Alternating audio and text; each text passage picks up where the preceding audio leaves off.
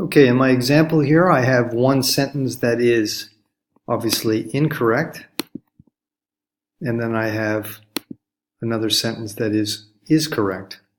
And what I'd like to do is to begin with having this sentence visible to the viewer and have this one not visible. We can do that using animation. I'll go up to Insert, Animation.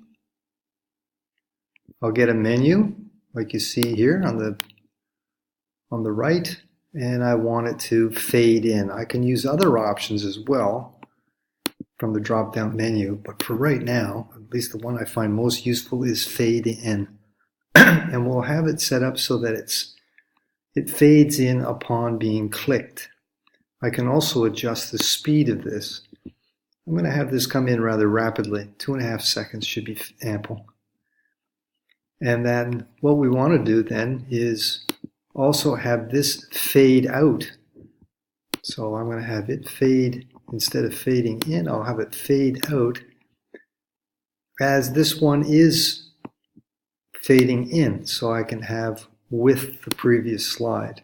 Of course, I have the option there, you see that. I could also have it so that it comes in after the previous slide automatically, or I can have it come in upon clicking.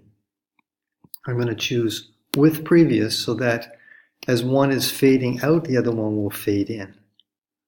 So we can watch this. We have the option of seeing this by pressing a button down on the bottom here, which is off the screen called play. Let's see what we get. That's what we want. And then I have to click. And there it is. My fade's been complete.